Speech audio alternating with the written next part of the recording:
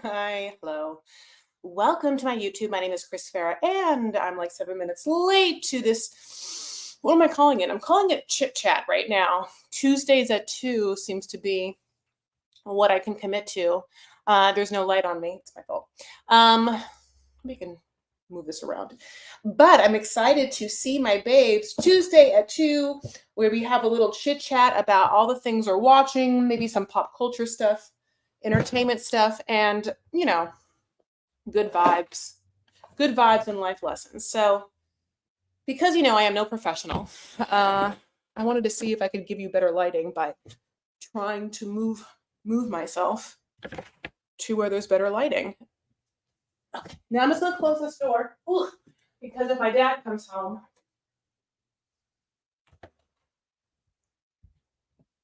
it won't be the best. So give me un second.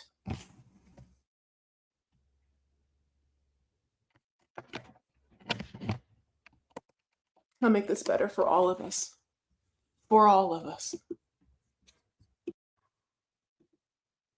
Okay. Is that better? Hi. Hello, everyone. Welcome. I'm so excited to talk to you guys. See what's up. How are you? Hello, Shay. Hello, Joslo. Joslo, I love you so much. Hi, Quasi. Hi, Lisa. Yay. Okay. So, baby Blinky Blinky. Yes. Okay. Hi, my loves. How are you? So I hope you had a good week.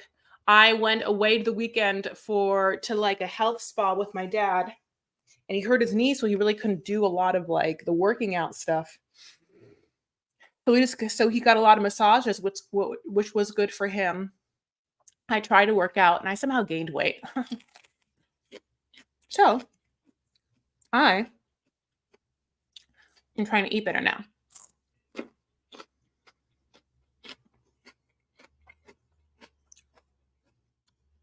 So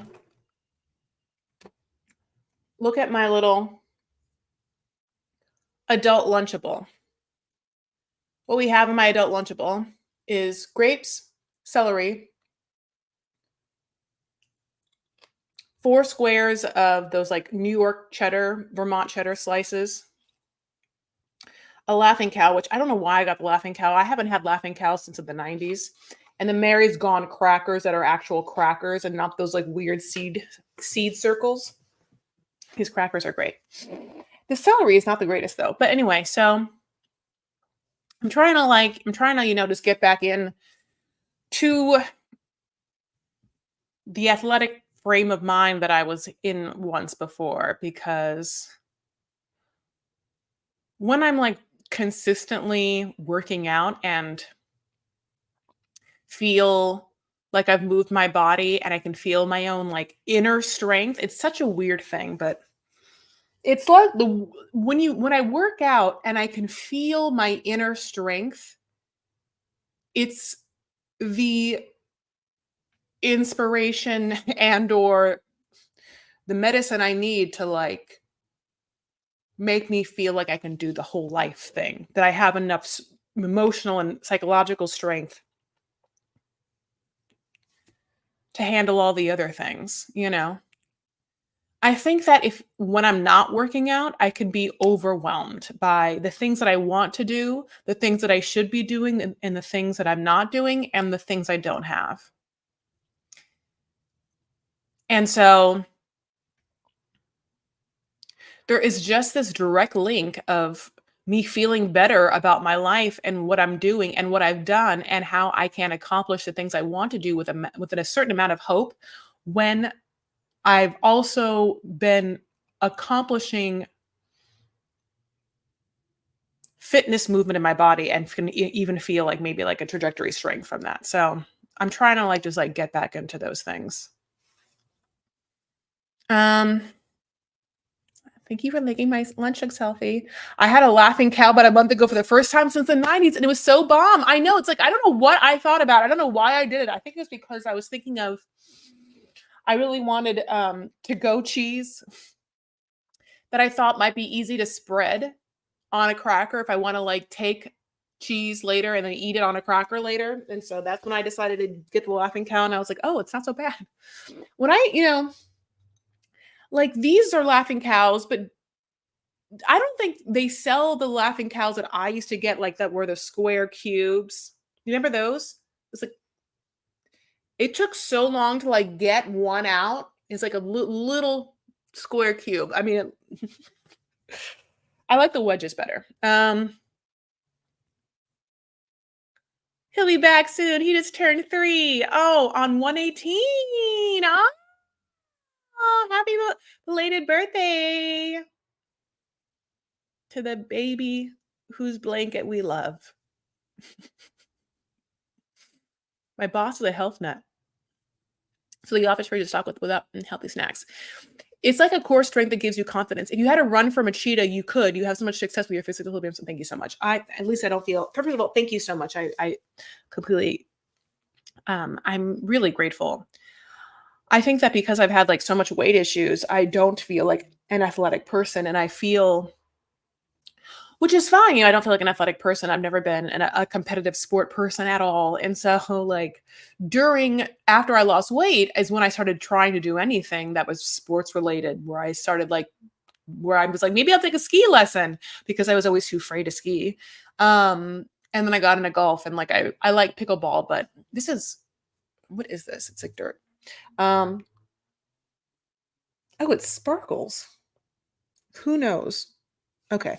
But anyway, having said that, I do feel like I know what it's like to be able to like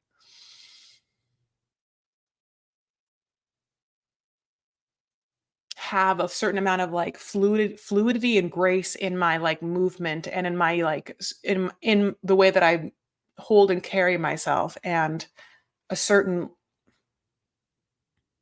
lightness and a certain length that I know that I can I want to get back into and reach and achieve.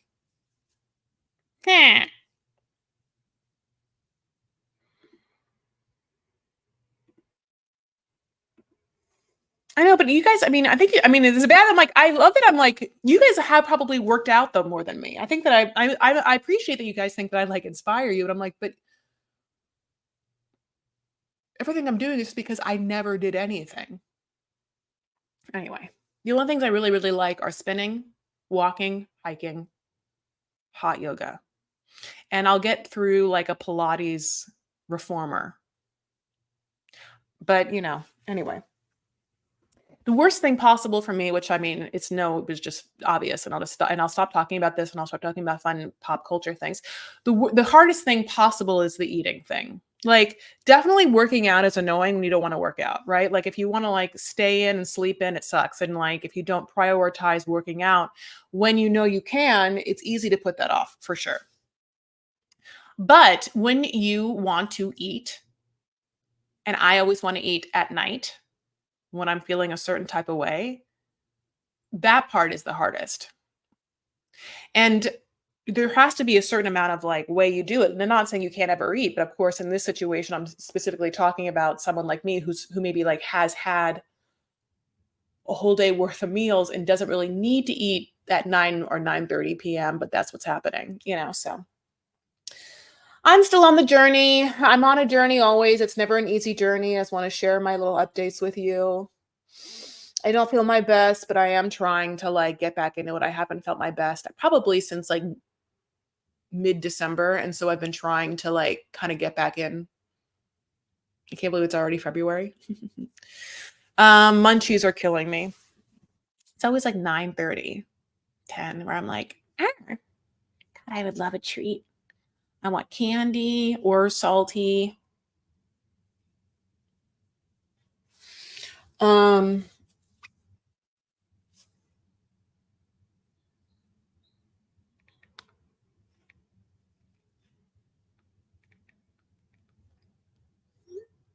Sorry. I'm going to put this on thing.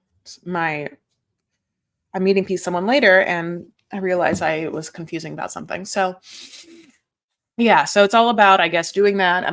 It's always a struggle. I'm struggling all the time. I'm struggling all the time, you guys. It's not easy. I think that right now I'm definitely struggling with, like wanting to eat more and like, wanting to eat at night. And it's always triggering for me when my dad's not feeling well. Like when my dad isn't feeling well, it's really hard for me. When my dad is under stress or duress, I comfort eat like nobody's business. And my dad just hurt his knee, like he's fine, but he's been having issues walking. And to see him in pain is just really, really difficult. And I had made this correlation.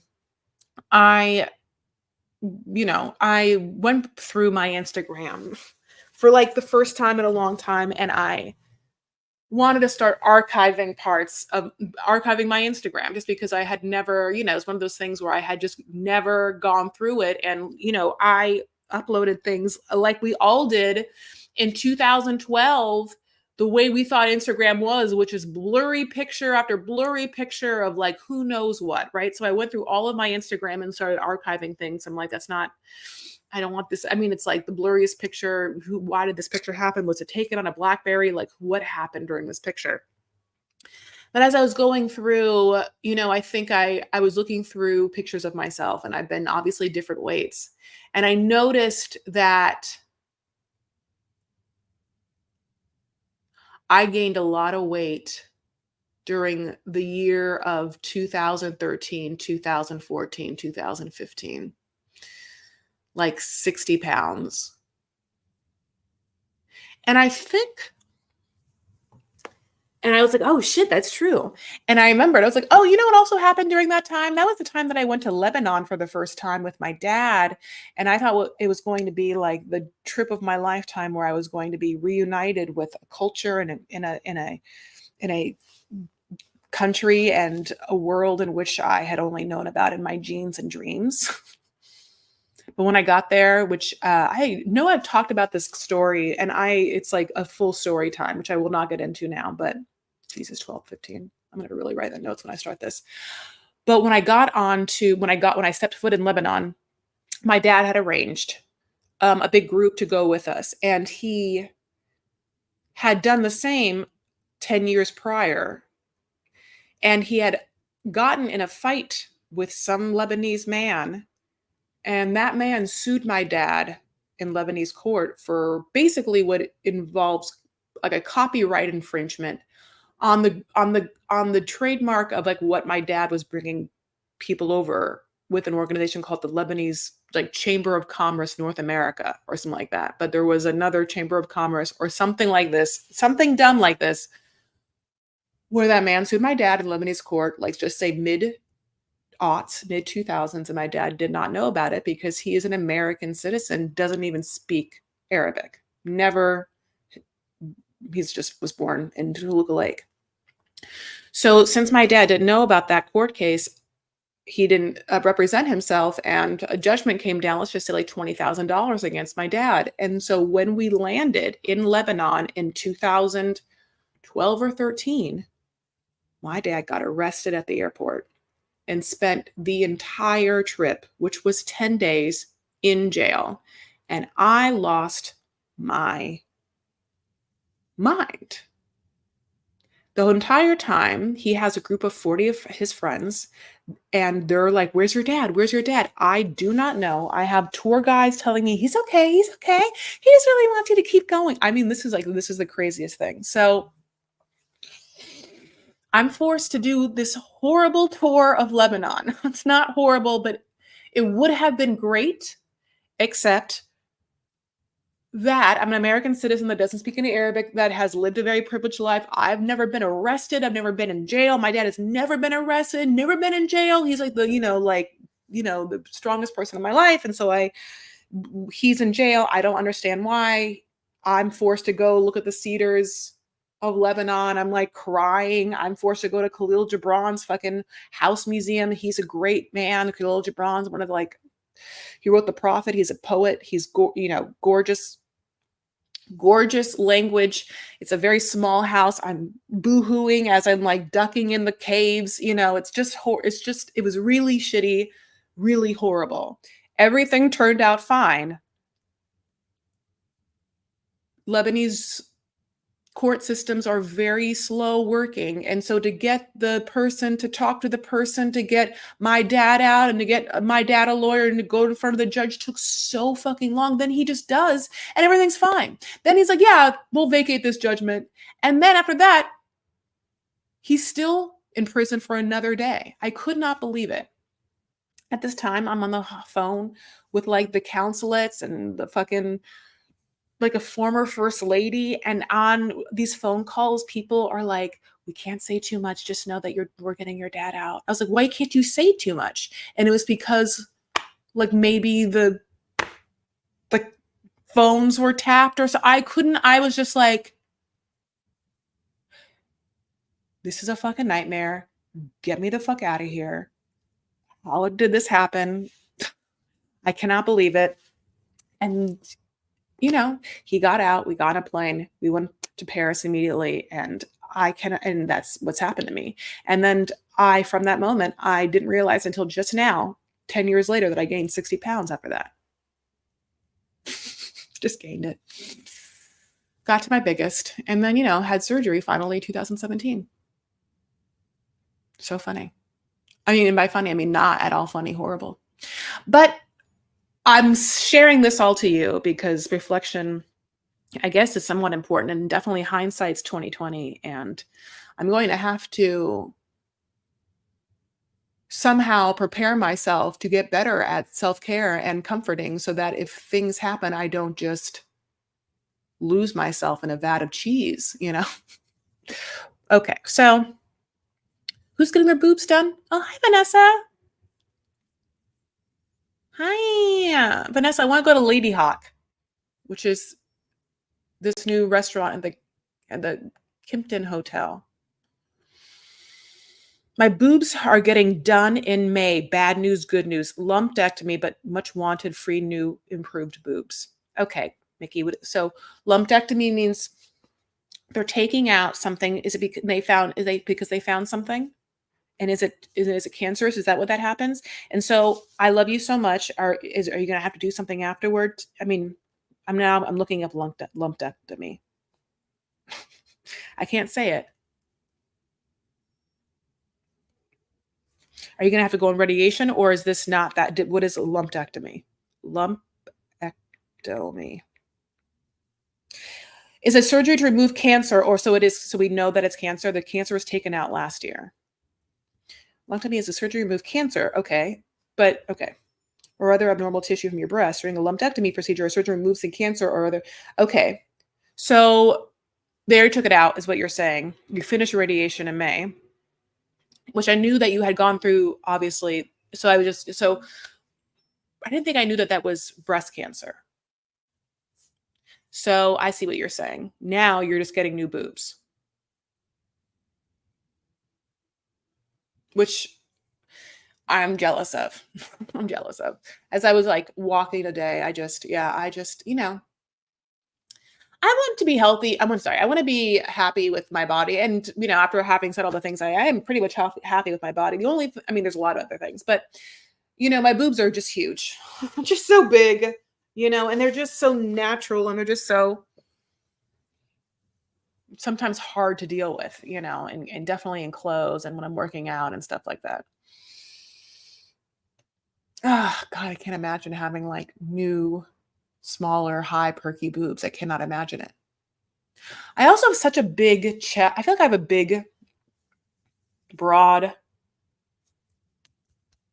sternum that I'd be interested to find out like I wonder what doctors think.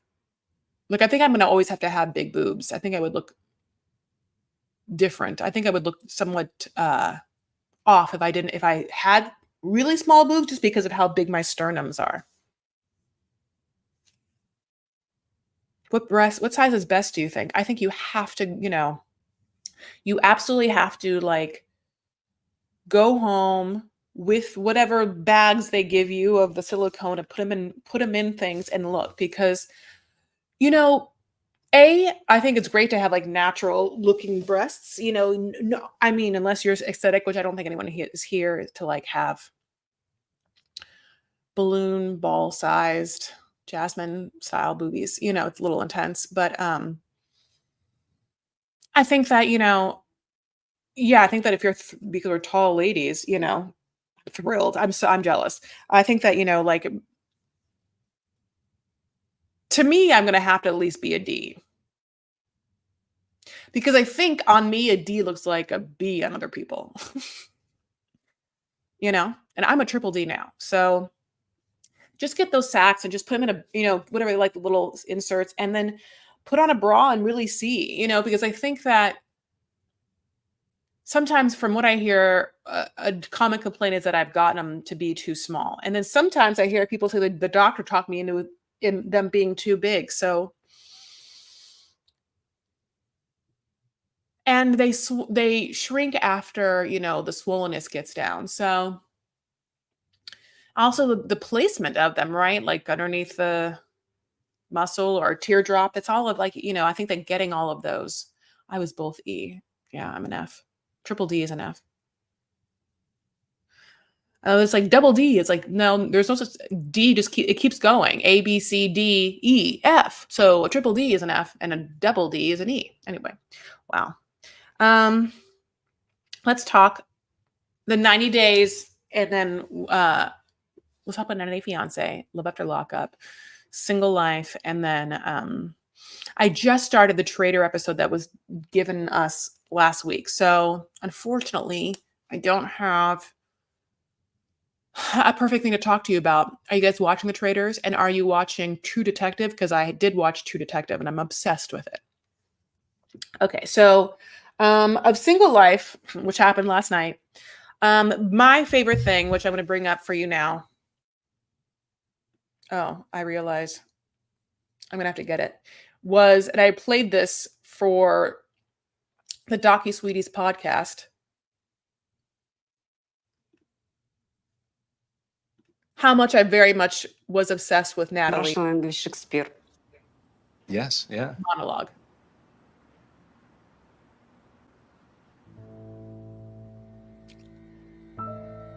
The music. Мне страшно с тобой встречаться.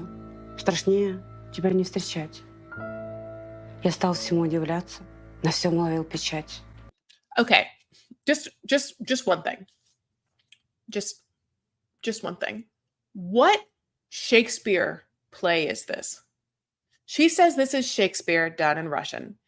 And immediately we're all like, oh my God, what's it going to be? Like I did a Docu Sweeties like podcast reel about this because I was like, when she says she's going to do Shakespeare, immediately I'm like, oh my God, who does she think, like what Shakespeare heroine is she? Because I'm like, she's like almost 40, but in my mind, I'm like, she thinks she's Juliet, right?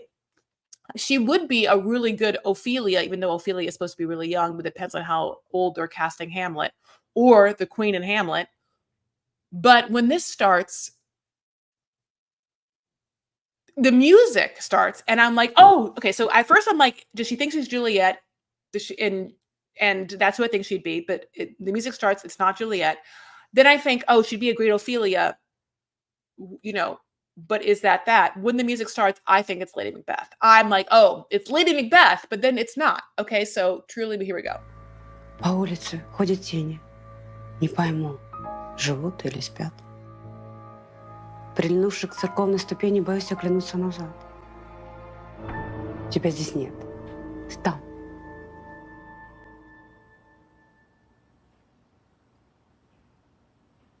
Wow. Okay, first of all, Josh's friend looks just like Dan Levy. Okay, so he obviously, as he says, is a horror movie producer. And Natalie says that she has seen all of his movies and loves them.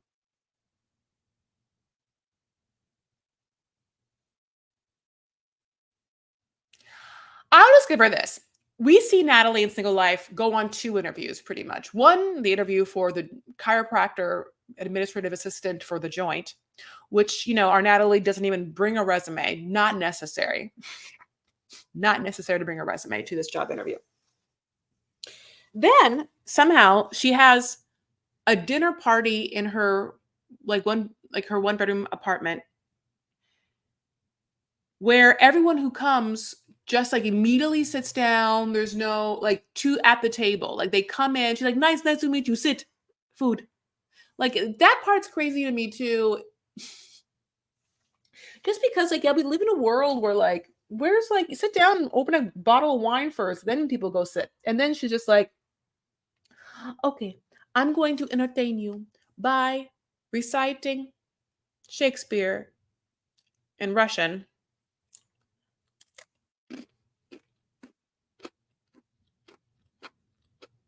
And obviously I can't discern the play. She doesn't say what play unless she said it in whatever. And she just proceeds to audition herself at this dinner table, staring right in the producer's eyes, who are then forced to be like,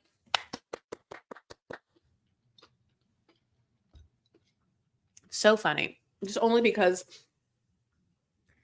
when you're an actor, it's like, especially if you've been like acting for a hot ass second, it was like pounded into me that I had to show up back in the day with my headshot and resume stapled back of each other.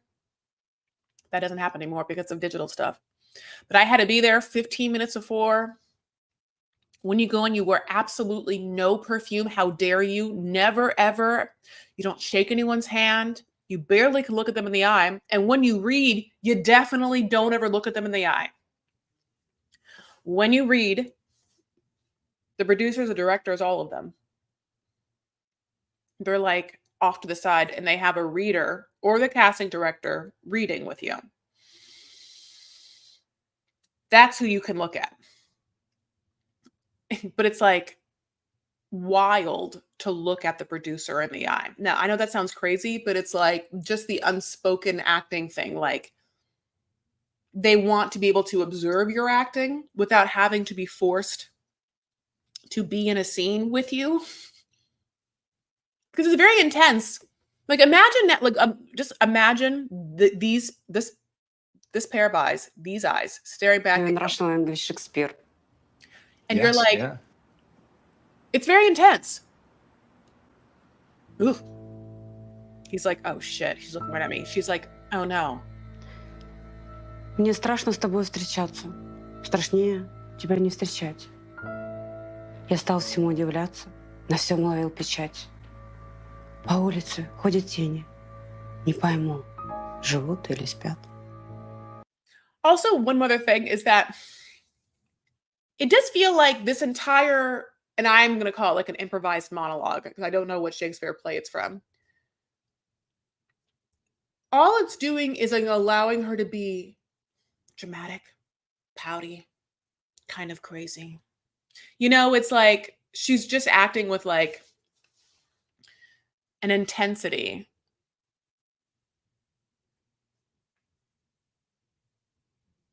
And I do kind of wish you'd give us a little backstory.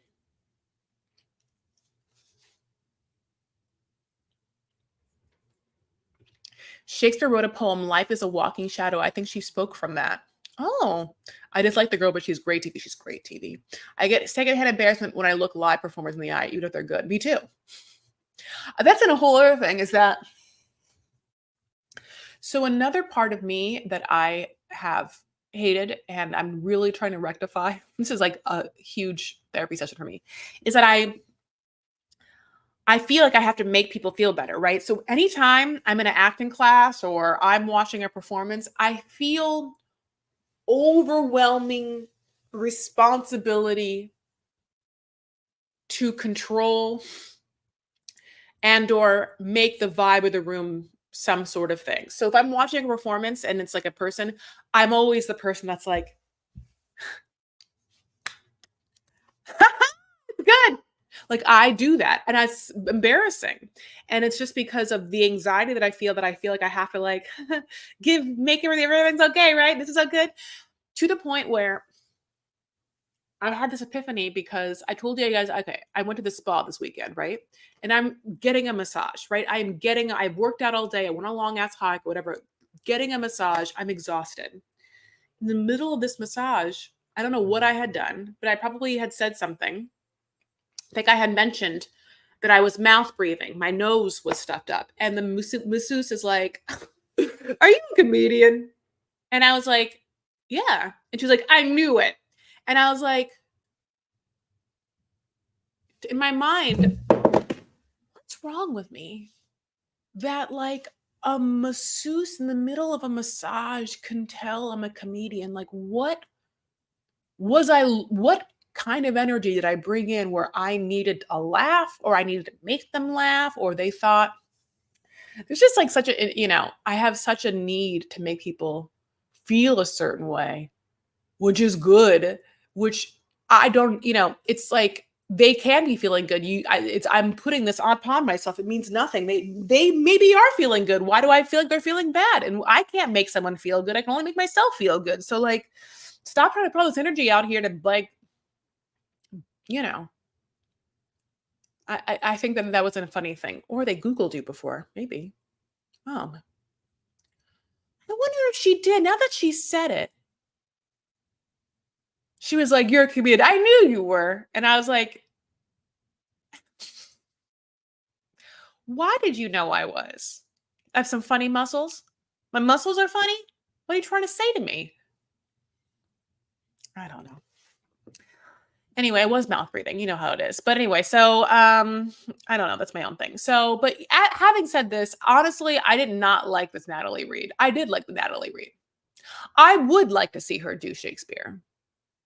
I would. I would. Also, I'm going to also give it to Natalie that it isn't like she decided to audition with a scene from Notting Hill. You know what I'm saying? Like, this would be a different situation if suddenly she was like, I'm going to read for you from a very, very, very famous movie. I'm just good standing in front of a boy asking her to like, just like, I do like the fact that Natalie like picked theater, the Bard. So basically, Natalie, gets a job, I think. We finally get Tyree back, which I was so happy about. And we get Tyree doing the thing that Chantel has been doing the entire time, which is going on a fuckcation, honey. He's going to get fucked. And he picked NOLA. I love New Orleans. I love New Orleans very much. I was very excited to see him. It's an eating town, like there's a lot of like fried oysters. There's also a lot of biddies. And sometimes some biddies are drunk. And sometimes those biddies will just show their titties for some beads. And I want him. I mean, I definitely would love to see Tyree only if he wanted to, like, get motorboated by like just a bare pair of big titties. You know what I'm saying? Like, wouldn't you just love to see that? I also want him to find like a loving and lasting relationship that isn't just like a pair of fake titties. And nothing's wrong with fake titties, are there? I'm just kidding. But like I want him to also find love, but I also want him to like be touched and feel good. Going back to massages, for someone like Tyree or anyone who feels like maybe devoid of a connection or devoid of intimacy and or feels like they can't connect with people, massages are always really, really good. I think it'd be great for Tyree to get a massage. And I'm sure that maybe there is some self-consciousness he has about it through what he says in this conversation about wanting and or not wanting to be with someone who works out. But at the same time, I think it'd be really great for him. But let's get back to him. He's taking his two bros and they're on the New Orleans town, honey. They go to Pat O'Brien's, which I've been to a billion times. Honey, they get that hurricane. Hurricane served in a big ass glass. It's like a sweet, fruity fucking drink with 1 billion alcohols in it. It's kind of like, well, anyway, that could be anything. But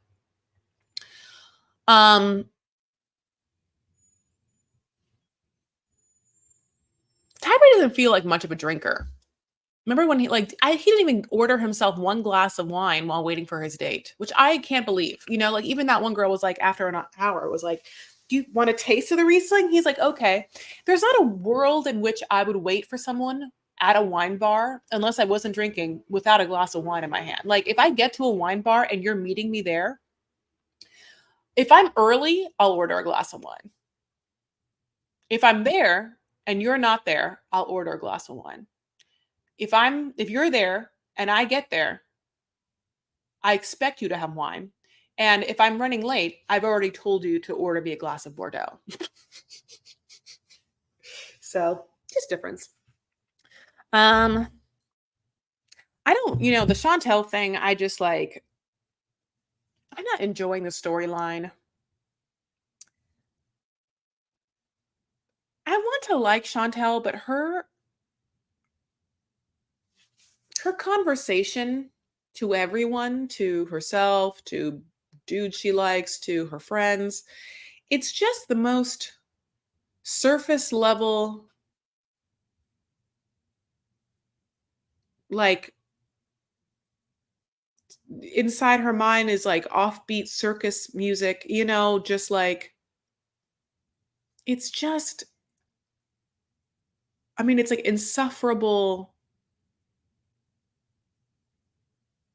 conversation. It just unfortunately makes me feel like she's not fun, smart, or charming in a way that like deems it watchable. I think that Chantel's really beautiful, so, great for her. And this Giannis guy is hot. I don't see their connection at all. When they don't kiss, I'm like, yeah, I get it. But yeah, I don't know, like I think that going back to Family Chantel, like her siblings are so much more watchable than her that I am confused why we weren't given more of Chantel's family and instead these, friends. And the friends are whatever, neither here nor there. It's just that Chantel is not the funnest. These friends are too much. And there are at least River and like Willow or whatever the fuck. Like, I feel like they humanize Chantel a little bit, and instead what we get is like Chantel living her like glamorous Real Housewives on vacation fantasy, which doesn't feel like single life. And Chantel isn't fabulous. She's not sassy or funny or real or quick enough. You know what I'm saying? I hate to say it. It's just, there are qualifications for you to be on TV for me. You have to be watchable and interesting and not too fake. And I think that a lot of that means you have to somehow have like a personality disorder where you're not self-conscious and you'll let people watch it, like Natalie. I don't think Chantel has a personality disorder. I think that she allegedly, all this allegedly, but it's like, and the same thing with like Kenny and Armando. At least I think Kenny has gotten a little bit more, I guess, invested in asking hard-hitting questions to people or saying something in a polite way that Sean Robinson isn't doing on the tell-alls. But other than that, the storylines aren't watchable. And again, like, there's nothing that great about Chantel. She's a beautiful girl with lovely big titties. Beautiful girl with lovely big titties. It's just there's so many of those. There's a lot. I won't take away her beauty. I think that she'll have that for the rest of her life, and she has a really close family, and like, she can live her life, and people will, she gets to live in her pretty privilege. But like, pretty privilege is not television privilege. Pretty privilege exists, and TV privilege means that you have some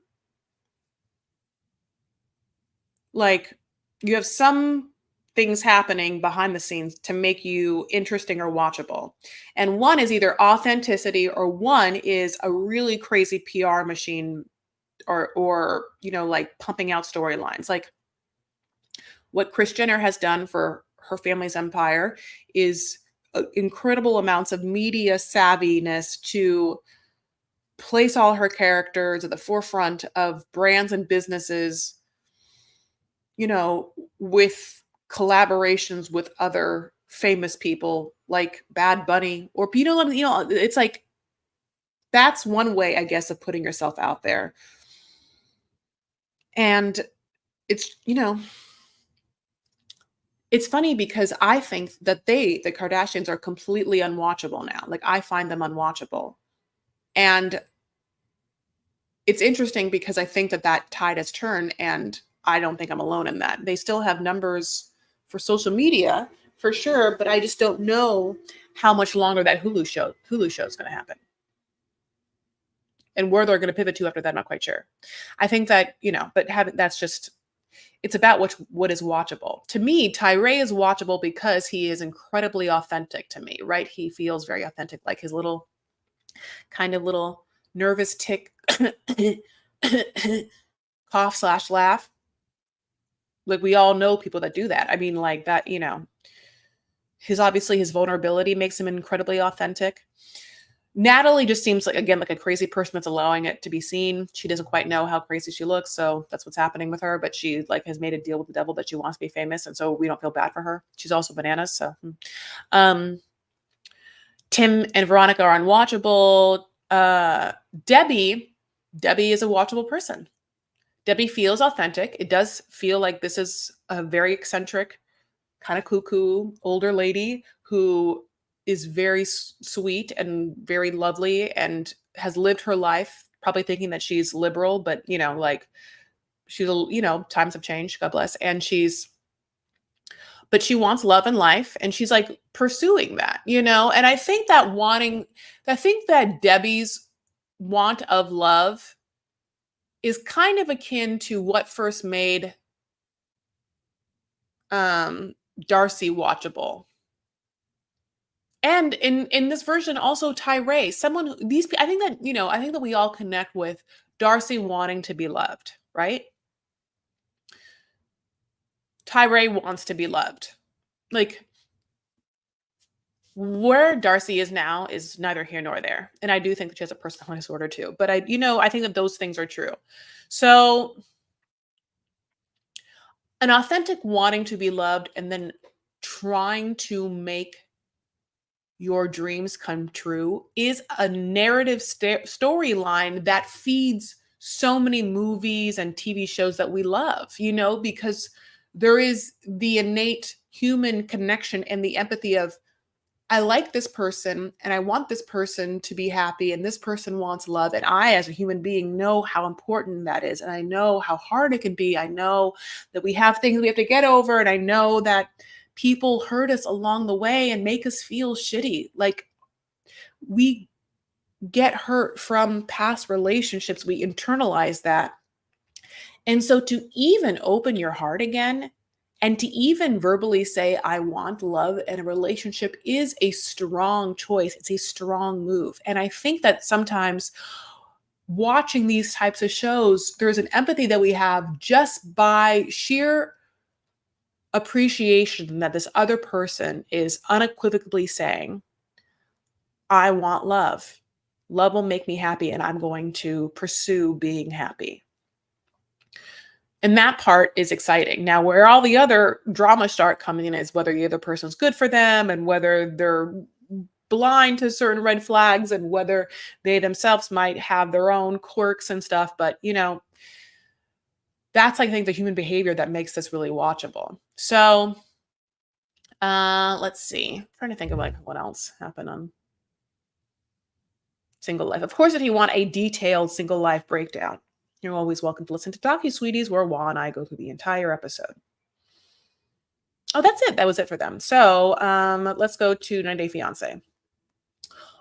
Okay, so from one blonde bombshell's audition to another, Natalie gave us a good Shakespeare monologue or Shakespeare sonnet reading.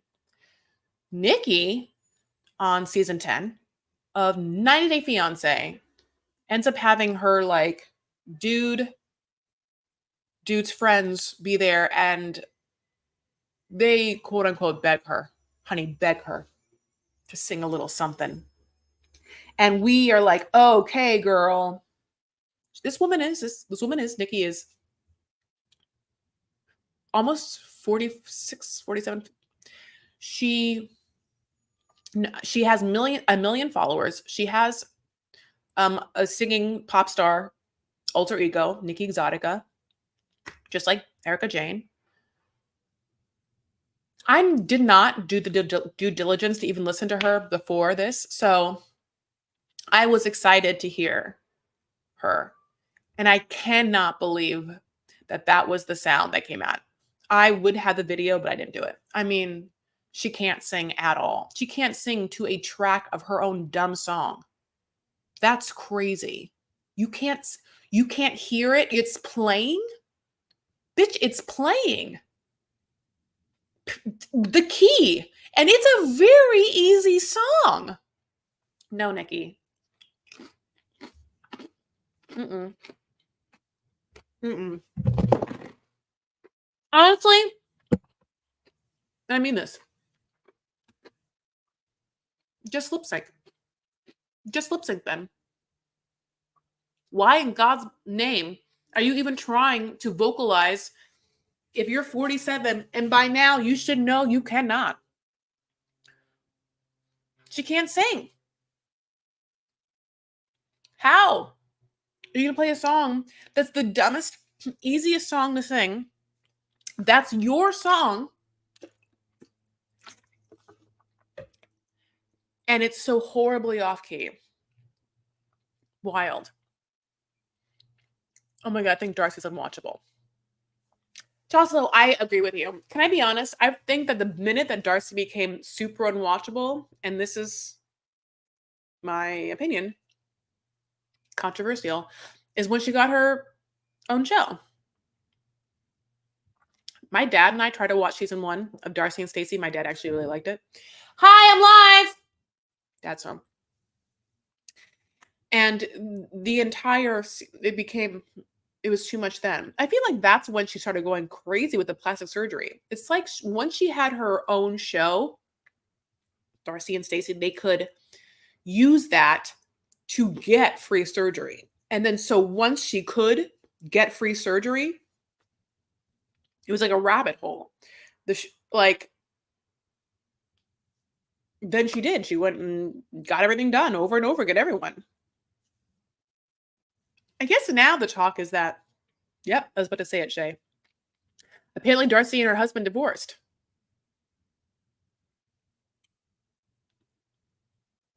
She didn't have vocal surgery. Maybe that's why she made her voice stable. Ooh.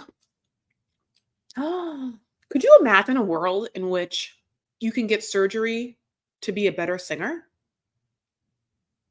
Can I be honest?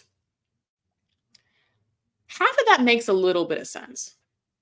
Singing is a whole thing, right? Where you have to, I mean, there's a lot of like literally moving parts. Like, of course, your diaphragm and the way your throat is and like gutturalness and like, of course, like your nose and the breathing and stuff like that. But I wonder if there was like a way in the future to like have surgeries to make you better at things, like the micro surgeries to make you better at things. Because like,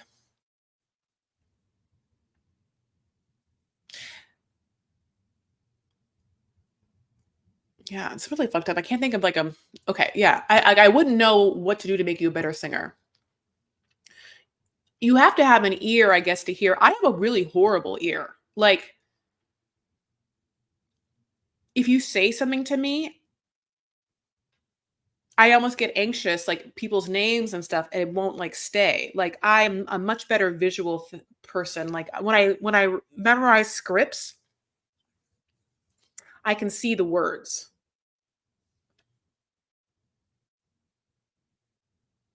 And I do, it's like I can get into the patterns and the rhythm of the cadence of saying things, which helps or whatever. But I like have never been a great like ear to singing. And every time I've ever had to like do, musical theater or whatever, inevitably because I'm like a mezzo soprano, I have to pick between going to the melody, which is a soprano sound, which is going to be like a higher sound, or an alto, which is going to be the harmony, and it's going to be like a fucking nightmare for me because it's like I'm never going to be able to sing what I thought the song is. I have to sing the third below and make it work. It's just so hard.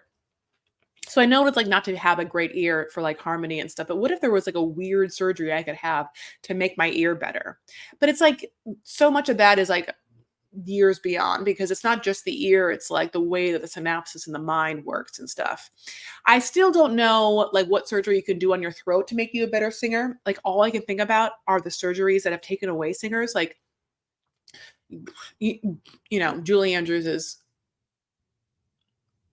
you know, probably like just the sound of Julie Andrews singing is like my favorite sound. Remember that in the actor studio, James Lipton would always be like, what sound or noise do you love? And so many actors are like, baby laughing. Like Julie Andrews singing. Julie Andrews singing. There's nothing like it. I mean, and as we know, she had surgery, node surgery that had like took away her voice. And I think she got to even sue those people, sue them. And which is devastating. And so to me, I'm like, well, can you make someone's voice better then if you can take away? I mean, I don't know. Can you imagine? The thing about Julie Andrews, of course, there was the brightness and the control of her voice, but just the extreme elocution she had is just, you just never hear it anymore. I think that, you know, a whole thing about pop singing is that you never get to hear people actually make sounds, the end of word sounds, you know. Everything is just so bad and you just don't know what they're saying. You don't really have to ever enunciate. You know, you're just like, here comes fucking Julie Andrews. In my own little corner. I can't, don't, you know, whatever. In my own little chair, I can be whatever I want to be. Nope. See, I don't have a good ear, honey. I can't do it either. But I'm not going to be singing that song live. You know, if you ever hear me sing a song live on TV, you best fucking believe that I practiced 1 billion times and I'm scared shitless. Okay. No. Okay. I know what it is. Okay. So Ashley and Manuel, so yeah, they go to a bachelor. They have their bachelorette party, which now is the same party. They go to a strip club. It's funny because like half of me like wants them to like, I like want, like, it's like, I want Tyree and his brothers to walk in a strip club and then like Manuel and Ashley walk in the same strip club. They're just like, oh, hey, you know. Manuel, we get to see Manuel real drunk here. He's so drunk when they roll up to the strip club. It's so cute.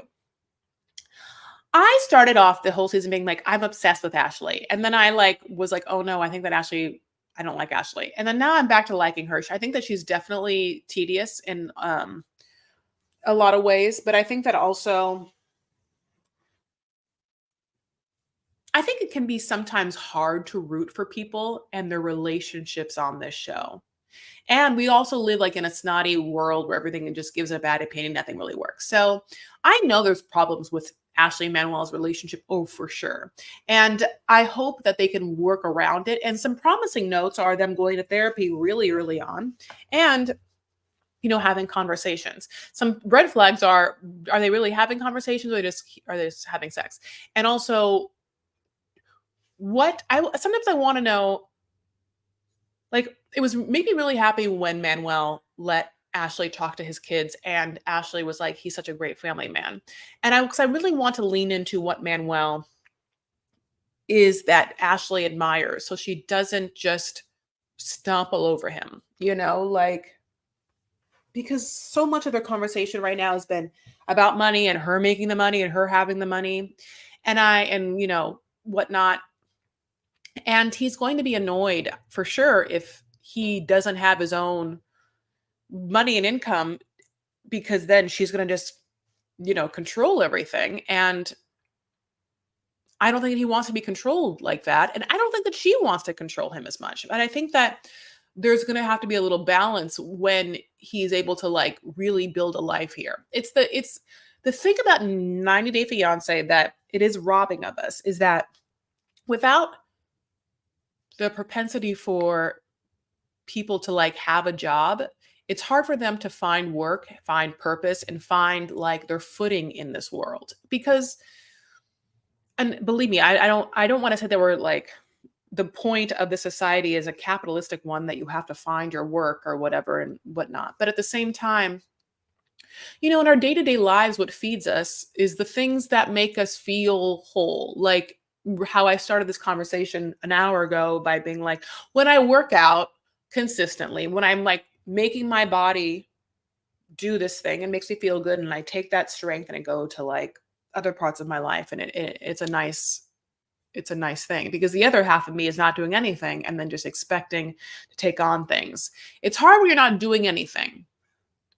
So, like, not having some space to flex either a mental muscle or a physical muscle or your social muscle, a space that's away from maybe your other, that feels yours, that makes you feel fulfilled in some way. And definitely, you know, the cash the cash exchange of a job is always, you know, it's always a good one. It's always good to have money for yourself and your own strength, right? I mean, obviously. So it's hard for, I always think it's hard for the 90 Day Fiance people that are coming to America or that can't work to really feel great about where they are in their lives. And if they, I mean, strong, great, settled, like they are in a country that will work for them. And if they can't feel that truly, then how are we going to even truly feel like this relationship can work? It's like a fucked up situation, because so many things as humans, you know, like make us feel good and strong in this world. And so, and yeah, and the world is a lot. So I think that, you know, for Manuel, I think that once he kind of has his like a little bit of his own thing happening, I think that it'll be like a really great thing. Okay, totally off topic, and I apologize. What the fuck is going on with the divorce of Kim and Corey Bierman?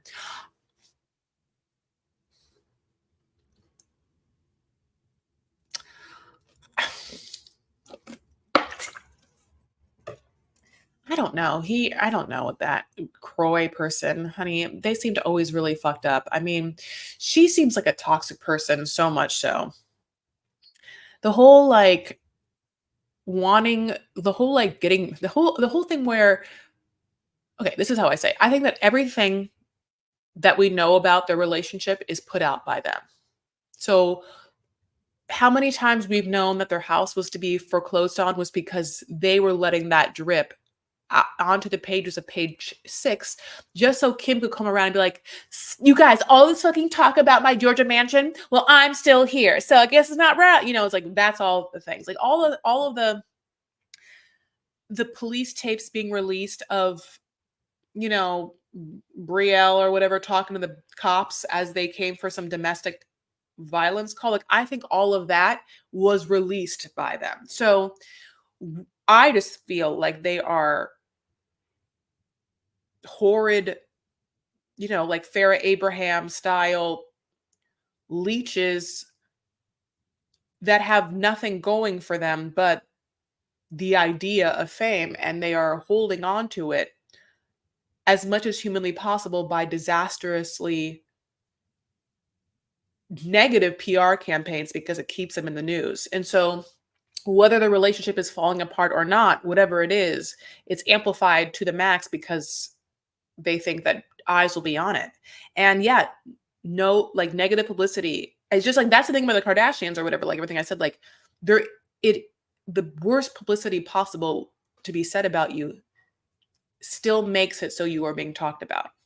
And that is such a crazy part of this landscape.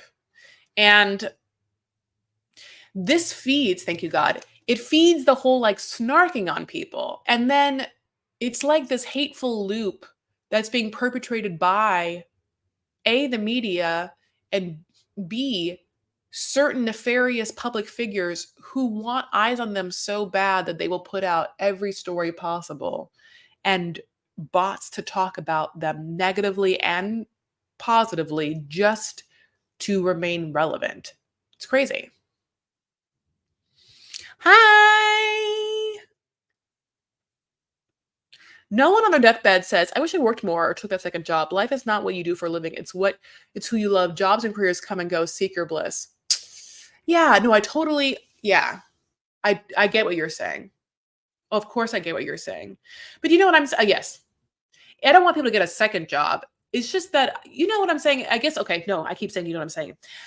I feel for 90-day fiance people who just have to come to America. They're not allowed to work, right? They don't have the visa to work. And so they're just sitting at home, right? And the Americans like, we're not doing enough, or they're not doing it. Da, da, da. And like, they're just like, well, I can't do anything.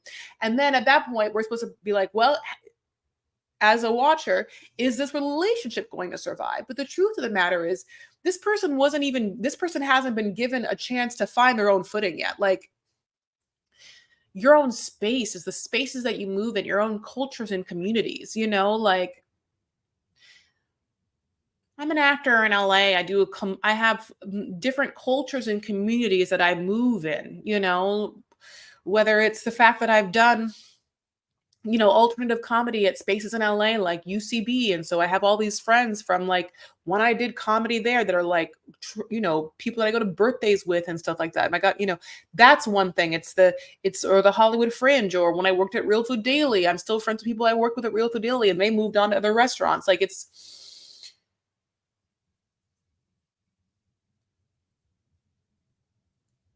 work is work for sure. But I think that there is something to having something for yourself. And I love the fact that I guess I like the fact that a job gives this person financial freedom is a big word, but a financial ease to them, that this is their money, that no one can tell them how to, spend their money. And that now that they're in America, they have something that's giving them money. It's a great thing. So, and whether they can move on from that for sure. But I feel like just having something for them here makes them less reliant on the other. And therefore I can see the individuality of these two people more. And therefore I can judge whether together they'll work as a complementary couple, building a life together, No publicity is bad publicity. It's all about the spin. I know it. They can volunteer or get involved. You're right. I'll tell you right now. It's like sometimes we see a 90-day person like maybe try and find like a church or something like, but you or a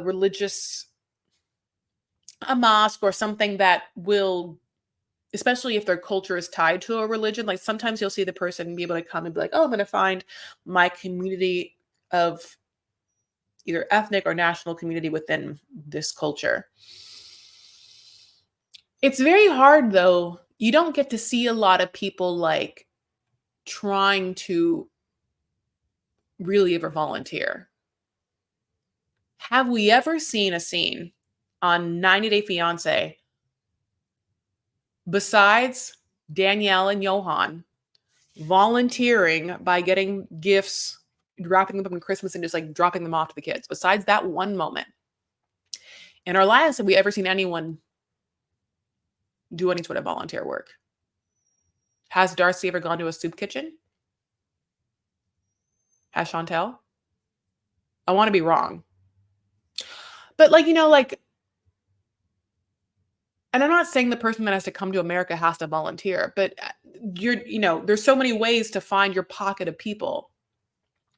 I like the idea. I'm always going to like the idea of the foreign person coming to America and having financial freedom for themselves, because I'm always a little bit worried that the person that's coming to America, unless they are super financially stable, will be under the rule and thumb of the American who has more financial stability. And so I always want to save the other person. I guess this is my mind frame of giving them, whatever. You know what I'm trying to say. I've said it so many times. I'm like obsessively. I'm sorry. Okay, so Citra and her dad, Citra and Sam, honey, I don't even know. Citra and her sisters try on a bunch of wedding dresses and they're all horrible. Really ugly.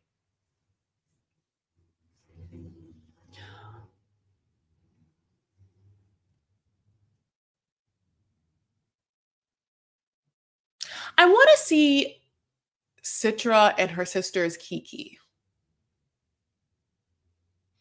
Like, if I never see Citra's dad again, I'm fine.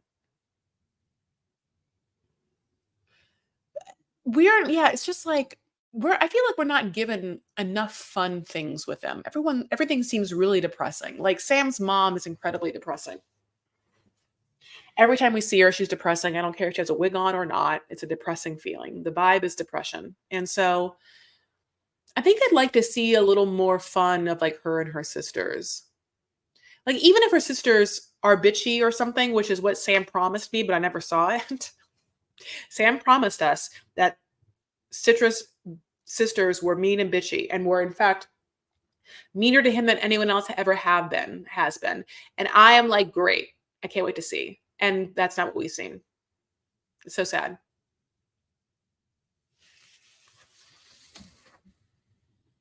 Hmm.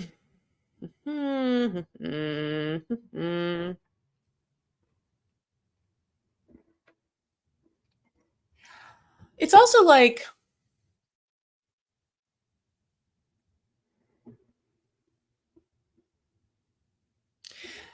if Citra can't get a job, right? I guess so. That's why Citra's dad is like, "What happens if Sam goes to prison? I'm going to make you come back to Indonesia." And she's like, "I don't know what I'm going to do."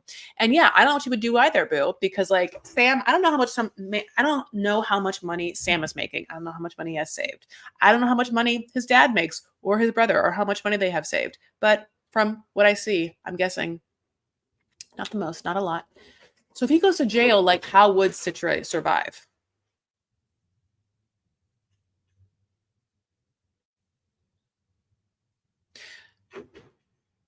Just wondering. Okay.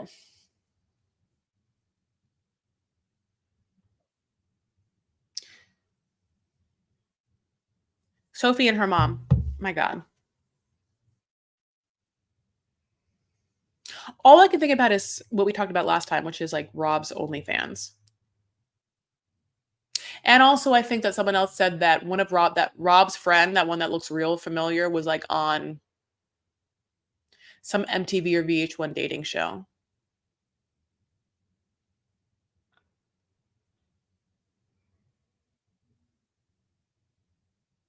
I really like Sophie. I like Sophie. I think that overall Sophie's vibe as a person, even though she has a horrible wig and she knows it and she's changed her wig, and even though she's had a lot of plastic surgery, like almost as much as Nikki, but God bless. I will say that she is like there's an infinitely sweeter and or sweets. There's a chiller vibe for her than other like super glammed up or like Instagrammy looking people. She's not a bitch. I'm not saying a bitch is bad, but like she's no Miona. You know what I'm saying? She's kind of like the soft-spoken, obviously English girl who for some reason really wants to be with Rob. But what I think is underneath all of it is that she just wants to be in LA. Like I think that what she's not saying is that she's just so excited to be in LA. She wants to live in LA. She just wants to like run around in her like sweatpants and her dad workout shoes and take pictures with her thick socks, and maybe maybe it looks like she's just done Pilates, or maybe she's going to go on a hike. She just wants to, like, I think that she wants to be like the LA Instagrammer influencer stuff, like I know that she's like, if she lived in LA, like 1 week later she'd be like posting about Air One. Granted, she's going to have to like move to be near an Air One because definitely it's not where she lives. Clayton and Annalie. A lot of strippers. I mean, my God, so many strippers. I feel like so many strippers, such a theme. Yeah, I think it's LOL. I want Annalie or Annalise, whatever her name is. I want her to be in the company of a very sexual, strong Latin man. Just for my own horrible, really bad desire for a juxtaposition over Clayton. With Clayton, we have a nice looking white man who has kind of like ant arms, like the arms of an older ant. And we know that their sex life has been definitely nothing to like write home about unless you're writing home to complain. And,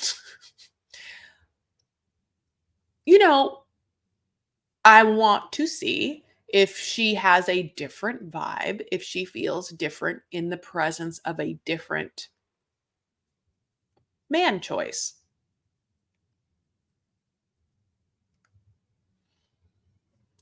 But what we get is that Clayton's sister is like one of those, beer chugging white women. It's just, I get it. I don't, there's just a certain, there's a certain aesthetic of like white Americana that is this like bro beer chugging, like, oh, beer bombing kind of thing. And it's only mildly acceptable in college. And then it looks wild and crazy to do it any other time. Because as a full fucking adult, what are you doing? Why are you shoving a beer in your mouth? What's the point? Is the point to get fucked up as soon as possible? Then take a shot. Then take a shot. Or you want to get her white gown all wet? I don't understand that idea at all. I like low key. I go back and forth with the idea of I know that I would feel a lot more graceful and elegant if I was someone who never drank ever, right? Then I would just go through all of my nighttime events knowing that I'm giving my full most professional face forward always, and that I was like on top of my game. But no, I like to drink sometimes. And so if I go out, and I'll look put together, but if you catch me after like 4 drinks, I'm sure I don't look the greatest or whatever. And I know that it makes me upset. But that's after like a full fucking night. And that's like after like 4 glasses of wine and maybe something else. I just can't imagine a world in which I'm like, I gotta shoot this wine or get this wine down. Like, beer to me is like wine or something. At least wine, I guess you savor. Beer is a weird thing. It's like people drink beer with food or as they watch a game for refreshingness. And I don't understand the idea of getting it down as soon as possible because there's not that much, I feel like, alcohol in it, where if the idea is to get as drunk as possible, you can do so much easier with shots. That will feel so much better. It's so much like gargly, bubbly water just going down. I don't get it. Okay, well, I can't wait to read this. I hired a woman named Bambi Love. I gave her the job to keep her off of the poll. No lie. The name was on her. Oh, Bambi Love. I heard a woman. Yeah. Name was on her. Yeah, Bambi Love. Bambi Love. That's almost like Manhattan Barbie, which is, of course, Justina Michaels' kid's name, Manhattan Barbie. Iconic is what Justine said. It's iconic. I love drunk Chris. She is so talented, funny, and intelligent.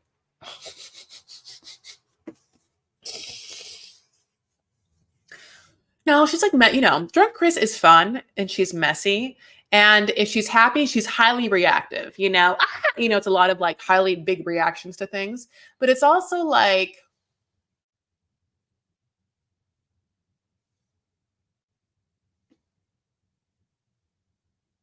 I get that face a lot. I do that a lot.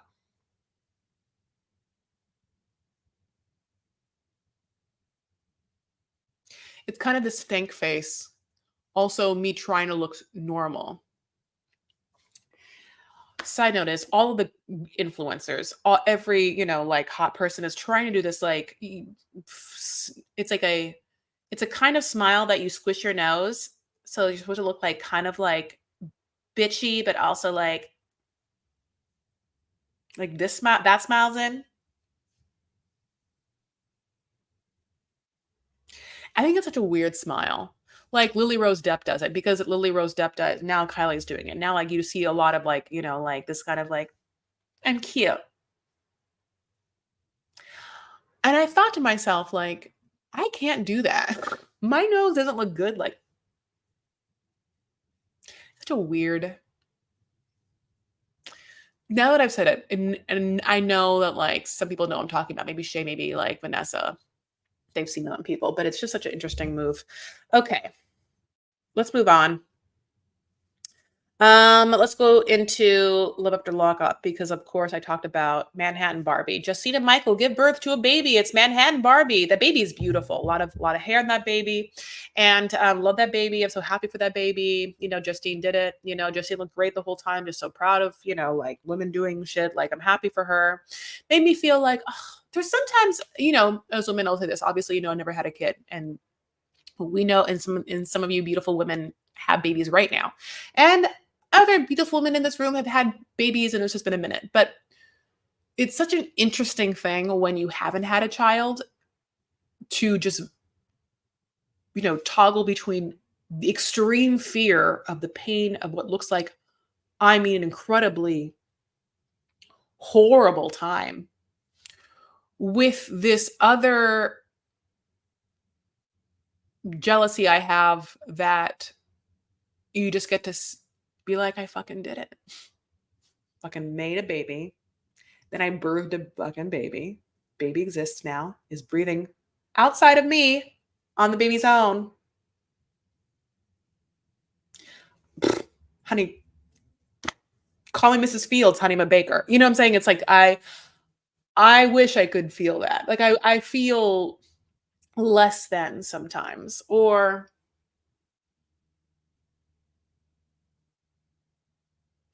I love being a woman so much. I love womanhood so much that I just kind of wish that sometimes I could have an access to the knowledge of that or to feel that. And it feels like a really big part of being a woman. And I, definitely do not know if that's ever going to happen for me. And as the years progress, I'm guessing no. And even if I was to have a kid, as the years progress, I'm like, now it feels like at 42, I'm basically on the verge of like, if I was to have kids, I'd have to like maybe think about a surrogate. If I was to, which is then, that's crazy. I mean, I don't know.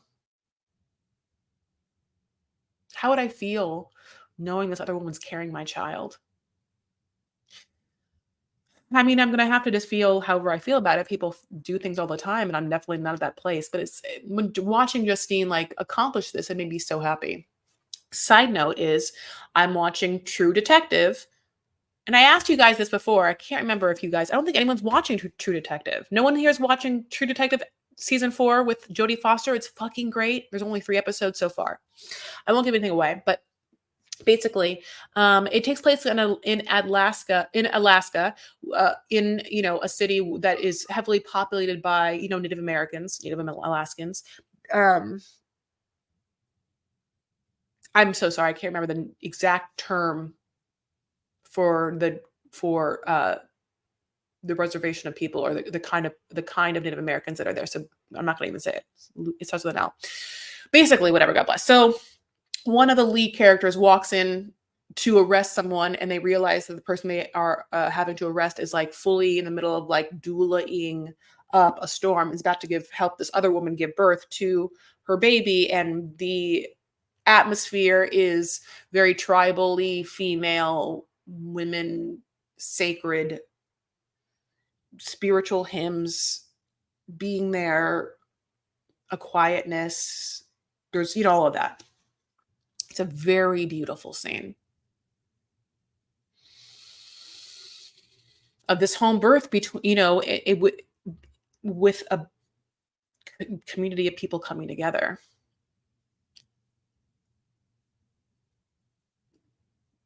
If I gave birth today, like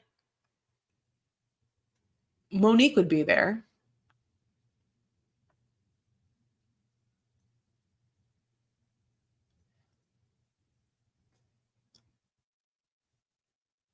And maybe if I like, it's like, yeah, if I, I'm very thankful that I live in America for obvious reasons.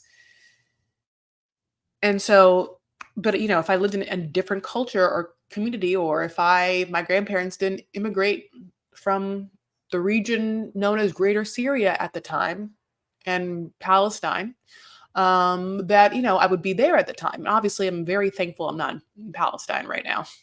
God bless.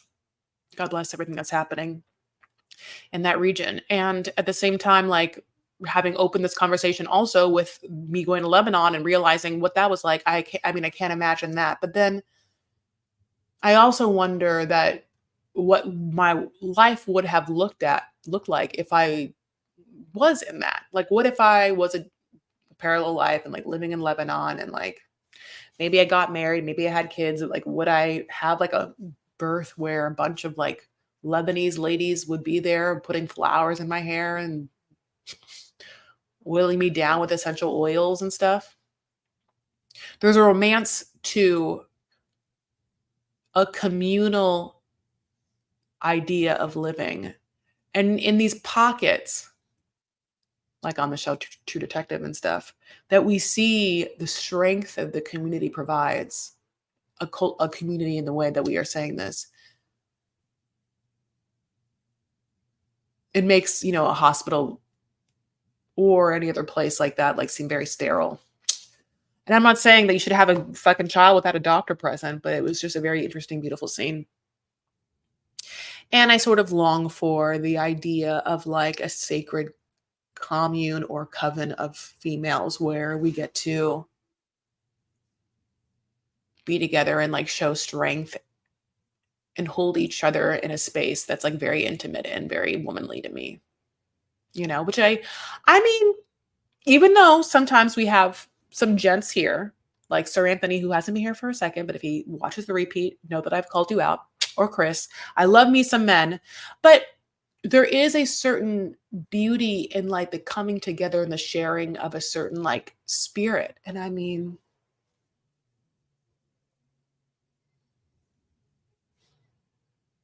I also can't imagine going back to like 90 Day Fiance. Like if you come from that kind of idea where you were present as your aunts and mom or your older sisters like gave birth, and you were in a situation where like you saw the ritual of that. And if you came to America because you got married and then suddenly you were to like give birth to your fiance, your American fiance or your American husband or whatever baby in America where you were isolated and separated from your own family, I cannot imagine having gone through your life, seeing what birth is, and then have a completely different experience in America. Okay, let me see what you said. Schedule a C-section, tell people it was a natural birth. It was natural for Caesar's mom. Schedule a C-section and tell people it was I mean, I swear, like back in the early aughts, people were like, I'm gonna get a C-section and a tummy tuck at the same time. And I remember writing that down and being like, it's a great idea. Anyway. Two of my friends made embryos with sperm donors doing it alone. So powerful for women having a choice. I completely agree. I know. I thought about it. Son and his wife just went through IVF, $10,000, picked strongest embryo after genetic test. Perfect round-headed baby came out. Pretty routine these days. Yeah. A round-headed baby. I know if a baby comes out of my vagina, I know it's going to be like a soft-headed, square-headed baby. We're going to put like something on it. I love that. Congratulations, amazing. Whatever's going to happen with my own journey of fertility, who knows? I still very much feel like I'm not in a place to like take care of myself, which is why I haven't really been able to like think about either bringing anyone else onto my team. Okay, so, but yeah, Justin and Michael have that baby. Sean and Sarah. It feels like Sean and Sarah like didn't really have a storyline this season, doesn't it? Kind of. It's like the whole storyline about the baby daddy's out because that baby daddy's back on drugs and never going to be around Abby again. Sean's never going to see any of his older daughters. None of the ones he said that he would ever like, the ones that were like crying about him forgetting them, never going to talk to them again. The first part of the series is about her having surgery, but then she recovers. They bought a truck to do towing. She's the operator. They have one truck.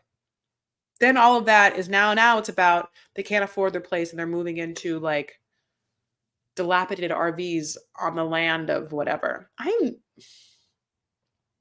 It is remarkable because Sarah keeps saying how horrible Sean is with money, but I gotta think that Sarah's also really bad with money because these people are on television shows, honey. They've been on television shows, and all she did is get a bunch of fucking plastic surgery, and now they're living in an RV. I feel like what? That's crazy. Hi, Marcia. Yay, Marcia.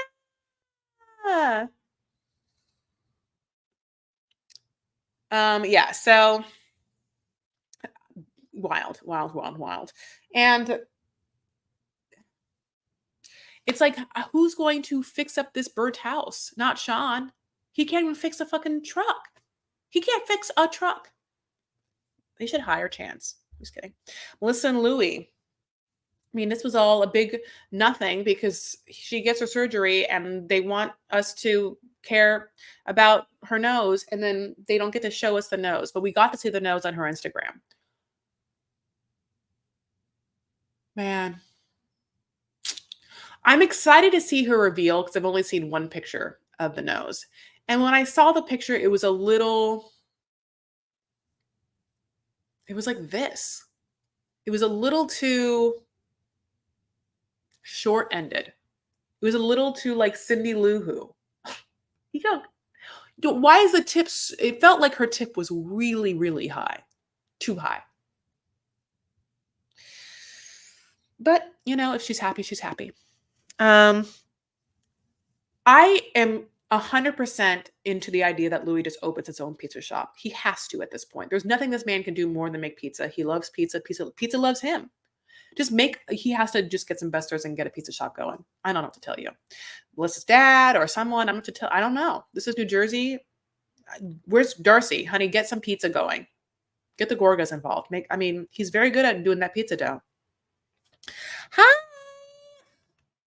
How are you? Yay. Okay, so I also obviously did not need the fake pregnancy scare, and no one did, but here we are and we had to deal with it. Lindsay and Blaine, this is where I really want to talk to you guys. What did you guys think of this? What we have is Lindsay and Blaine having an explosive fight where Blaine is at 11.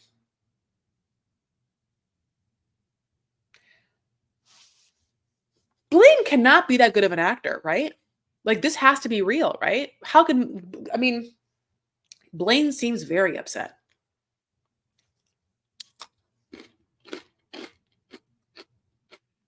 But also Blaine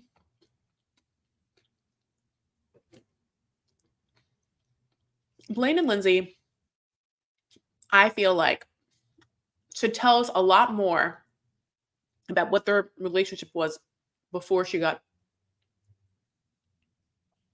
arrested. Because what we know is that he used to work for her, and what it feels like is that he still does.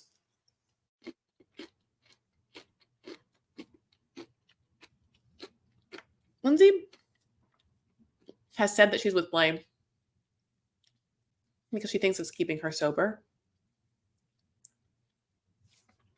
And that's scary because no one should be able to keep you sober. You got to be able to do it yourself. Which is low-key what Chance also told Taylor,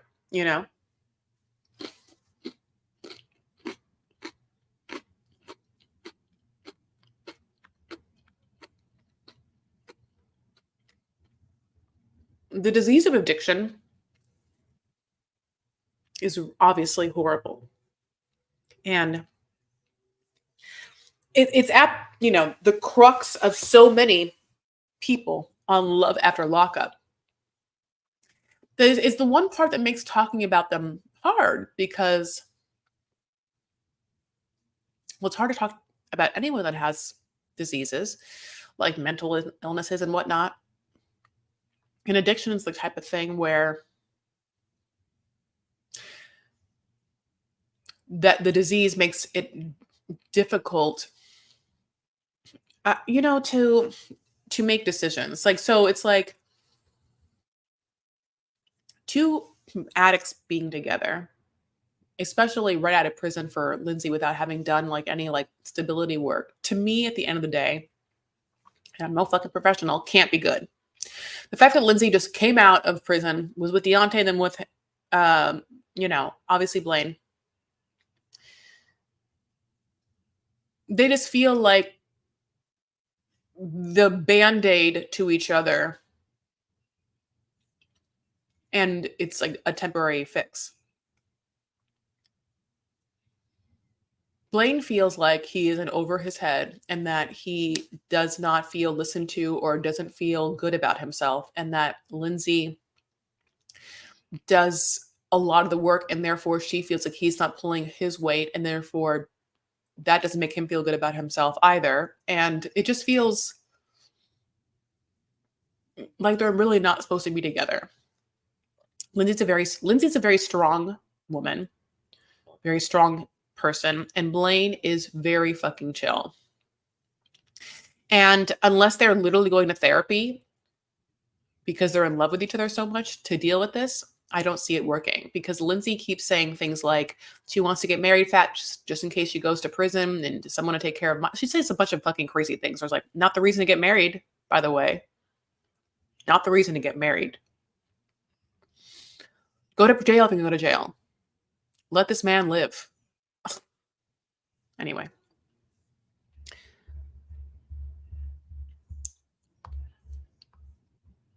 Chance and Taylor, I mean, the Chance and Taylor thing is like crazy. What did you guys think of Taylor's girls?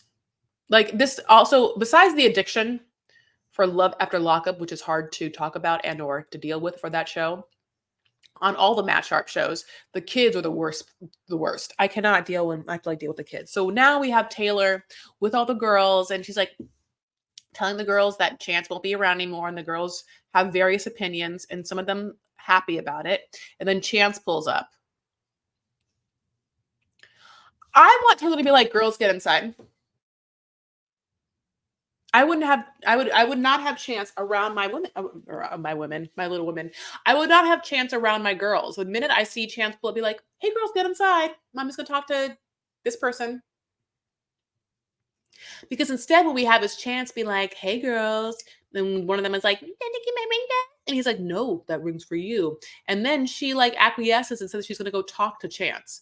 From what we know now, that talk does not go well, which is good because we don't need her with him. But I don't know, my loves. Chance scares the living hell out of me. Chance is the type of narcissistic / allegedly addict style man who, I mean, will make me single for the rest of my life because of the idea of thinking that I could be with someone who has that person's objectives and that person's like selfish ways in my mind makes me scared shitless. Chance only cares about himself, and he's only talking to Taylor because Taylor gave him a bed to sleep in. He had a free bed. And the entire time that we've known Chance, he has not been able to build anything for himself. And so Taylor's free bed is still all he's got. That's sad. Until he decides to sell his truck to buy a Cadillac Escalade.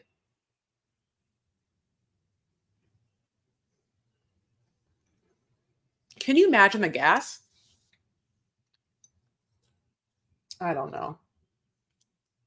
A Cadillac Escalade.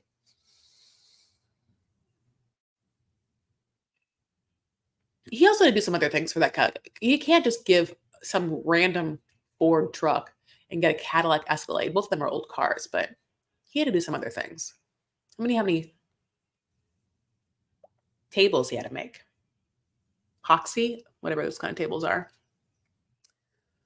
Oh, okay, my loves.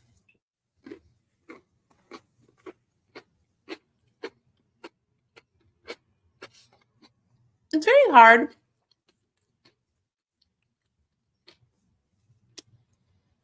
It's hard to see Taylor's little girls having watched Taylor deal with Chance, hear all the fights, tell her about the fights, and then think, oh, they're all going to grow up. with issues, all of them. Also, do you think that Bobby and Chance ever hooked up? Like in one night of like fucked up and in a night of being fucked up together? Because unfortunately I do. There's something about their relationship that seems like they both have a secret on each other. Oh, hello. Thank you so much for your big thumbs up. Thumbs it up. I really, really appreciate it. So I'm mad that Taylor gives Chance a chance to talk, and also he calls it out. He's like, "Oh, great! Feels like there's still hope for me." And then she is like, "I mean, I can't at this point. I cannot feel bad for Taylor. If Taylor is going to make it seem like she'll take him back over and over again, knowing now what we know, which that in the year of our Lord 2024, this man has now gotten with some young dumb girl who's like taken porn footage of them and like put it on her Instagram and tagged him, and he got arrested again. So I don't have to tell you, I'm gonna need Taylor to do a long, hard stare into a mirror and ask herself, when will she start loving herself?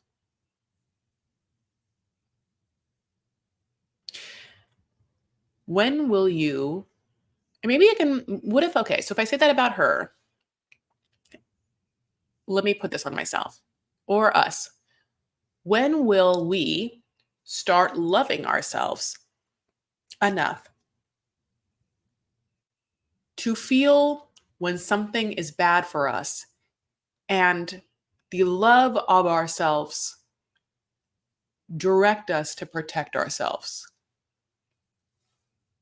Because what happens is, for someone like Taylor, it feels like they don't love themselves enough. So when something bad happens to them, their initial reaction is not to protect what they love.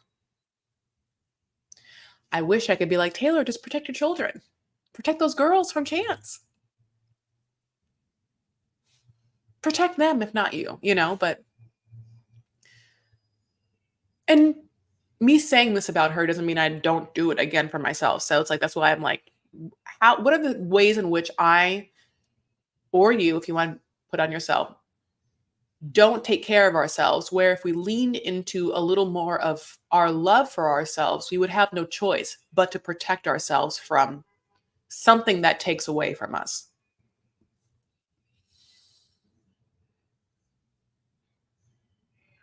I mean, I don't know. I hope Chance and Taylor never get back together in the future, especially for storyline. I completely agree, but I still feel like it could happen. Even now that he's like done the thing with the porn and the girl, and then he's back together with that girl after he got arrested, like all of that, I still very much feel like they can get back together at any goddamn time.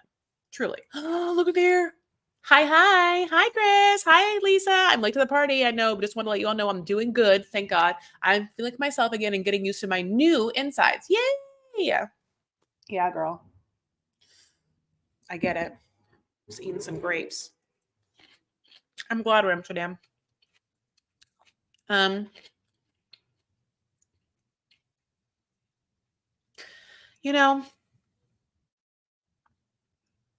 Yeah, I think that, I don't know. I think that for me, I'm craving a certain amount of like being grounded and not being distracted. I really want to need to work on. So this is not Taylor, but me, but this is for Taylor too. Like I want to work on my own love for myself so that I can really strengthen the parts of me that feed me, that make me feel better, so that I'm more able to take on things that happen in life. Other people, other wants and their needs, you know?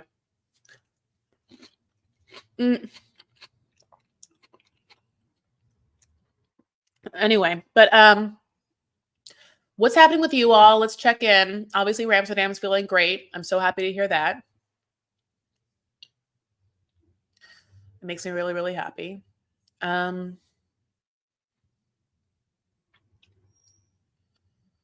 What's the rest of your day like? What's the rest of your week like? Does anyone have anything crazy coming up? I know I'm getting my hair done tomorrow. I want to change my hair. I just I want to wear, see right now it's like a little sweaty and obviously this is my normal natural hair. I really want to lean into having more just natural texture. I'm having a love affair right now with this girl's hair who I'll never have this type of hair because it's way too thick. I know I don't have hair like this girl, but I just wish I had long kind of big curly hair. Look how much, I mean, obviously. One other thing is yeah, she has so much hair at the volume of the root. I just don't. There's some French American girl. She gives me almost Amal Clooney vibes. I wish I just had big froey curly hair. But I don't want it to be super dark. I'd like it to be my color, but like that. Where it's kind of see, it's curly, but not it's curly and wavy and kind of frizzy, but I like it.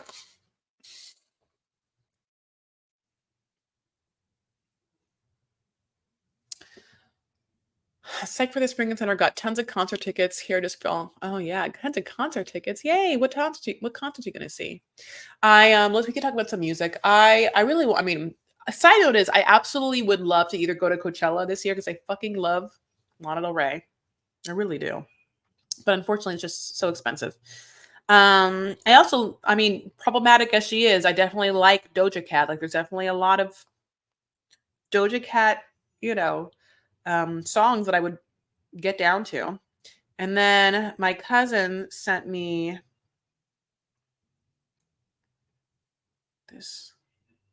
Where was it? Friends and family. I mean, it was there's there's a concert happening in Las Vegas. That's all the 90s people. I can't find it now. One other thing happening at the Hollywood Bowl that I really want to see, and this is very specific, is that Sarah McLachlan is going to be at the Hollywood Bowl doing one whole album of hers, which is Fumbling Towards Ecstasy, the album Fumbling Towards Ecstasy from the 90s, in its entirety at the Hollywood Bowl. And that seems so fucking up my alley. I can't even tell you. I love the song Possession by Sarah McLachlan. You know that song? Listen as the wind blows from across the great divide. Voices trapped in yearning, memories trapped in time. The night is my companion, the solitude my guide. Would I spend forever? It's the song that I read. Supposedly, I thought that I read somewhere that she had gotten it as a stalker letter and then just made it into a song.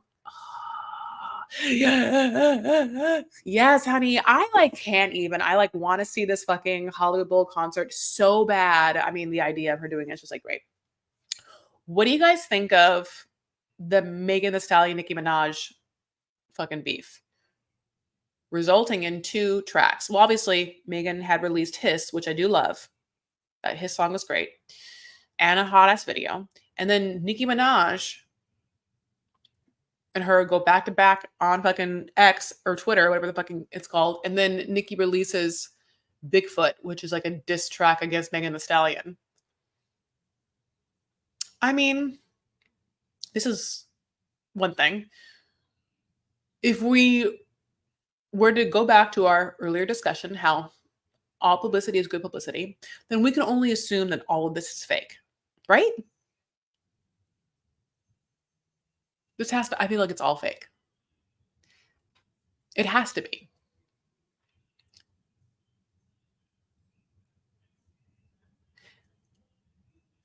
Because I know, okay, Nicki Minaj is one of the best is one of the best female rappers alive, period, the end. Definitely as she's aged, she does not care to make herself look above it all. You know how like Beyonce is above it all. Above it all. There's not going to be a time in hell that Beyonce will ever do a diss track towards anyone, because in Beyonce's mind, like, she's better than everyone. So why would she diss someone? Maybe Adele. Just kidding. Haha. You know what I'm saying? But you know what I'm saying? Maybe Taylor. But you know what I'm saying? I mean, not really, though, because Beyonce's better than them. You know, but Nicki comes from like the world of hip hop, which beefs exist and things sell records, and she wants to move. I was gonna say records, but that's like the dumbest, oldest person thing. She wants to get streams or whatever it is. She takes a lot of shots at rappers, right? Female rappers. Like, she obviously hates Cardi B. And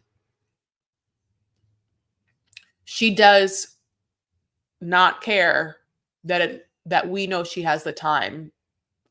And she doesn't care that we know that she cares about this shit, when she could literally not care. But then she wouldn't have anything to write about. People wouldn't be talking about it, you know? Love train wreck and building I love building a mystery. I love building a mystery. I think Nicki's beefs are real. She seems incredibly petty. No, I know. Now, having said that, I mean, yes, she does seem incredibly petty. The Megan's Law line is hilarious. So on Megan's track Hiss, she basically is like, says that all these women are not mad at her, they're mad at Megan's Law. And Megan's Law is like a sexual victims law. So it's a diss towards Nicki's husband / maybe her brother or something like that. Nicki really did align herself with her husband for whatever reason she did, which is interesting and was a weird choice. Nicki does seem incredibly petty. I would love to know, like, are there conversations Lil Wayne has with Nicki where he's like, yo, Nicki, who cares? Or no, like, you can't tell Nicki shit.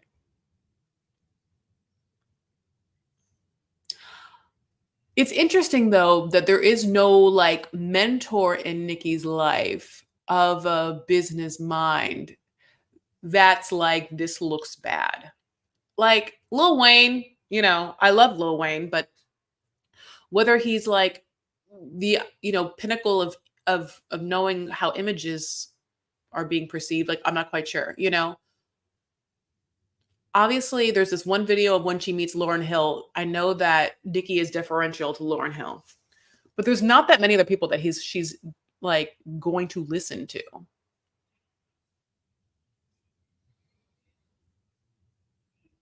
Like, I wish Erykah Badu would be like, Nicki, you don't have to like come for their necks. It makes you look like you think they're at your necks.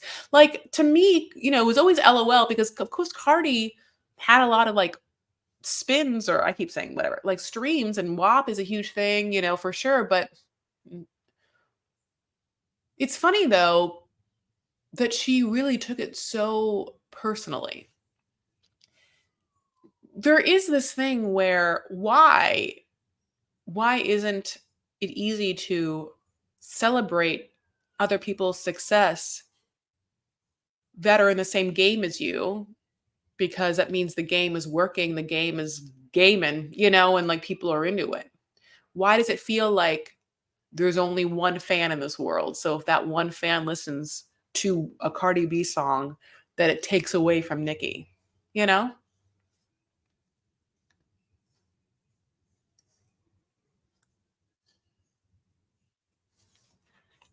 Can't believe I'm talking for 2 hours. I should probably get going. Anyway, I love you guys so much. Thank you for listening to me just like take a bunch of pauses and just like talk about who the fuck knows for 2 hours.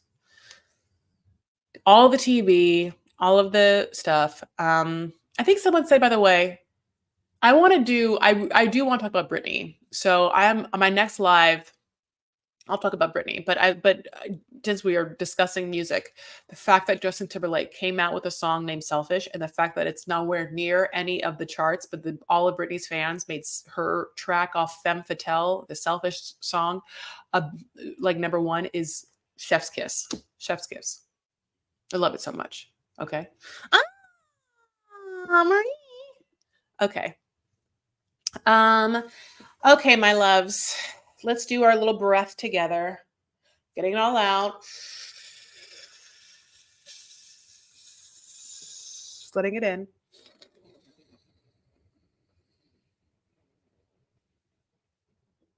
Letting it all out again because I like to, that's a rehearsal breath. Letting it all in again.